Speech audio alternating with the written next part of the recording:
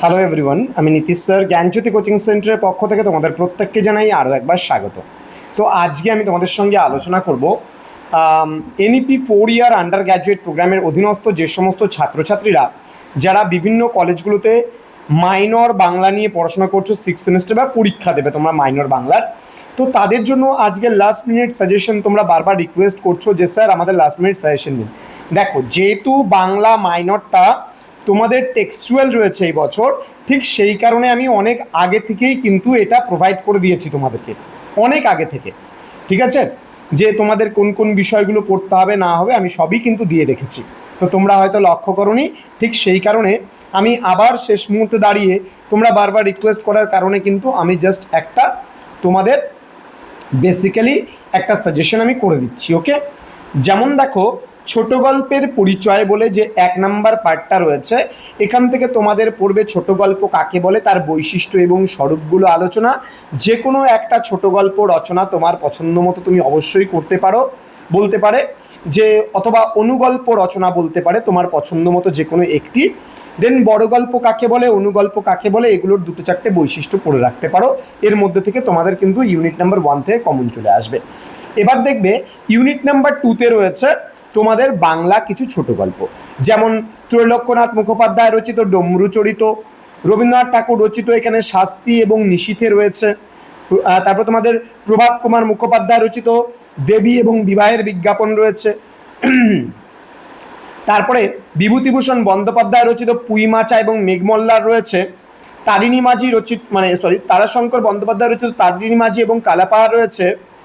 মানিক বন্দ্যোপাধ্যায়ের কুষ্ঠরোগীর বউ এবং হারানের নাচ জামাই রয়েছে। বনফুলের নিমগাছ এবং তাজমহল রয়েছে। এই হচ্ছে তোমাদের সর্বমোট সিলেবাসটা কিন্তু এবার থাকছে। এবার তোমরা প্রতিটা যে গল্প রয়েছে সেই প্রতিটা গল্প থেকে কিন্তু তোমরা নামকরণের সার্থকতাটা বড় প্রশ্নের জন্য পড়তেই পারো। ঠিক আছে, নামকরণের সার্থকতা বড় প্রশ্নের জন্য পড়তেই পারো, তাহলে কিন্তু তোমাদের একটা যে কোনো নামকরণের সার্থকতা কিন্তু আসবে। তো ডমরু চরিত বলে যে পার্টটা রয়েছে ছোট গল্পের, সেই ডমরু চরিত থেকে প্রথম গল্পটা তোমাদের বলে দিচ্ছি কী কী পড়বে। আমি 2 আর 3-এরগুলো বলবো না, কেননা 2 আর 3-এরগুলো তোমাদের যা দিয়েছি সেটাই পড়বে। আমি বড় প্রশ্নগুলো বলে দিচ্ছি। ডমরু চরিত গল্পের নামকরণের সার্থকতা, ডমরুধরের চরিত্র পড়বে, এবং পড়বে যে ডমরু চরিত গল্পের প্রথম অংশে তৎকালীন গ্রামীণ সমাজের যে অর্থসামাজিক চিত্র রয়েছে সেটা। এবং 6 নম্বরের জন্য তোমরা পড়তে পারো ত্রৈলোক্যনাথ মুখোপাধ্যায়ের ডমরুচরিত গল্পের প্রথম অংশে মাতৃহীনতা ও দারিদ্র্যের যে চিত্র অঙ্কিত হয়েছে সেটা পড়বে। তারপরে ডমরুধরের ভবিষ্যৎ নিয়ে এবং তার শিক্ষার প্রতি অনীহার কারণগুলো বিশ্লেষণ। ঠিক আছে, ডমরুধরের মায়ের চরিত্রটা এবং গ্রামের পণ্ডিত মশাই শিক্ষাদান পদ্ধতি, এই সমস্ত বিষয়গুলো পড়লে ডমরু চরিত্র থেকে আর কিছু পড়তে হবে না। নেক্সট তোমাদের রয়েছে শাস্তি এবং নিশীথে। শাস্তি এবং নিশীথে, শাস্তি থেকেও নামকরণের সার্থকতা তোমরা বড় প্রশ্নের জন্য পড়বে। ঠিক আছে, শাস্তি থেকে নামকরণের সার্থকতা বড় প্রশ্নের জন্য কিন্তু পড়বে, এটা গুরুত্বপূর্ণ একটা প্রশ্ন। ঠিক আছে, নেক্সট রয়েছে তোমাদের শাস্তি গল্পে তৎকালীন সমাজের যে চিত্র ফুটে উঠেছে তা নিজের ভাষায় লেখো, এই প্রশ্নটা ভালো করে দেখবে বা পড়বে। নেক্সট 6-এর জন্য এখানে রামলোচন চক্রবর্তীর চরিত্র, শাস্তি গল্পে রাধা চরিত্র, চন্দরা চরিত্র, গরিব চাষিদের দুরবস্থা সম্পর্কে পড়ে নেবে, হয়ে যাবে এখান থেকে শাস্তি থেকে। এবার নিশীথে, নিশীথে থেকে খুব একটা বেশি প্রশ্ন পড়তে হবে না, শুধুমাত্র তোমরা নামকরণের সার্থকতাটা দেখতে পারো, খুব গুরুত্বপূর্ণ এই নামকরণের সার্থকতা। ঠিক আছে, আচ্ছা, তারপরে এখানে যে প্রশ্ন রয়েছে নিশীথে গল্পে বাস্তব এবং পড়া বাস্তবের মধ্যে যে আশ্চর্য মেলবন্ধন রয়েছে সেটা তোমরা দেখতে পারো, এটাও গুরুত্বপূর্ণ প্রশ্ন। 6-এর জন্য দক্ষিণাচরণ বাবুর প্রথম স্ত্রীর চরিত্রটি, আর কিছু দরকার নেই এখান থেকে পড়ার। অলৌকিক ঘটনাগুলো চাইলে পড়তে পারো নিশীথে গল্প থেকে। ঠিক আছে, অলৌকিক গল্প ঘটনাগুলো যেগুলো রয়েছে। দেন দেবী এবং বিবাহের বিজ্ঞাপন, দেবী থেকে তোমরা কি কি পড়বে, দেবী থেকে তোমরা পড়তে পারো নামকরণের সার্থকতা পড়বে। দেবী গল্পে অন্ধবিশ্বাস এবং কুসংস্কার কিভাবে একটি সুখী পরিবারকে ধ্বংসের দিকে ঠেলে দিয়েছে পড়তে পারো, ভালো করে পড়বে, এই প্রশ্নটা আসবে, তোমাদের আসার সম্ভাবনা প্রবল রয়েছে প্রশ্নটা। উমাপ্রসাদের চরিত্র 6-এর জন্য পড়বে। কালীকিঙ্করের চরিত্র এবং দেবী গল্পে দয়াময়ীর আত্মহত্যাকে একটি সামাজিক নিষ্পাপের বিরুদ্ধে এক নীরব প্রতিবাদ।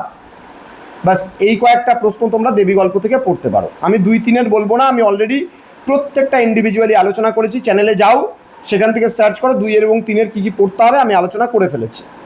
পুঁই মাচা থেকেও তাই, পুঁই মাচা থেকে তোমরা যেভাবে রয়েছে ঠিক সেইভাবে তোমরা পড়ে নেবে। তাছাড়া এখানে রয়েছে অন্নপূর্ণা চরিত্রটি, এটা ভালো করে পড়বে। অন্নপূর্ণা চরিত্র 6-এর জন্য পড়বে। আর হচ্ছে পুঁই মাচার নামকরণের সার্থকতাটা তোমরা 12 নম্বরের জন্য পড়বে। এই কয়েকটা প্রশ্ন তোমরা দেখতে পারো। আর খেন্তি, পুটি, রাধি এদের চরিত্র, তারপরে তোমার হচ্ছে তার বাবা যে রয়েছে অর্থাৎ অন্নপূর্ণা দেবীর যে হাজব্যান্ড রয়েছে তার ব্যাপারে পড়বে তোমরা। একদম সামান্য কয়েকটা প্রশ্ন দেখবে, একদম দিয়েছি, সেই প্রশ্নগুলো তোমাদের কিন্তু দেখতে হবে পুঁই মাচা থেকে। দেন রয়েছে মেঘমল্লার গল্পটি রয়েছে, মেঘমল্লার থেকেও সামান্য কিছু প্রশ্ন, নামকরণের সার্থকতা তোমরা খুব ভালো করে পড়বে, ঠিক আছে। মেঘমল্লার গল্পে যে চরিত্র প্রদ্যুৎমের চরিত্র সেটা খুব ভালো করে পড়বে।